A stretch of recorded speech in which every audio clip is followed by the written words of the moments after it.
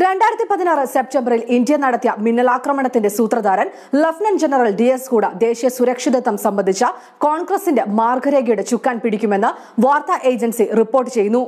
മിന്നലാക്രമണ സമയത്ത് സേനയുടെ northern commandant ചീഫായിരുന്നു lieutenant general DS Hooda. Congress അധ്യക്ഷൻ രാഹുൽ ഗാന്ധിയും ലഫ്റ്റനന്റ് ജനറൽ DS ഹൂഡയും ഇത് സംബന്ധിച്ച ചർച്ച നടത്തി.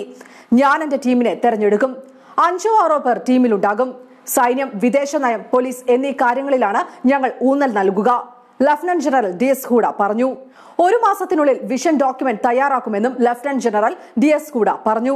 ശക്തമായ രാഷ്ട്രത്തിനും ദേശീയ സുരക്ഷയ്ക്കും വേണ്ടിയുള്ള കോൺഗ്രസ് അധ്യക്ഷൻ രാഹുൽ ഗാന്ധിയുടെ നിർണായക ചുവടുവെപ്പ് കോൺഗ്രസ് വക്താവ് പ്രിയങ്ക ചതുർവേദി ട്വീറ്റ് ചെയ്തു. ലഫ്റ്റനന്റ് ജനറൽ DS ഹൂഡയുടെ രംഗപ്രവേശനം രാജ്യത്തിന് ദീർഘകാല അടിസ്ഥാനത്തിൽ ഗുണം ചെയ്യുമെന്നും പ്രിയങ്ക ചതുർവേദി പറഞ്ഞു.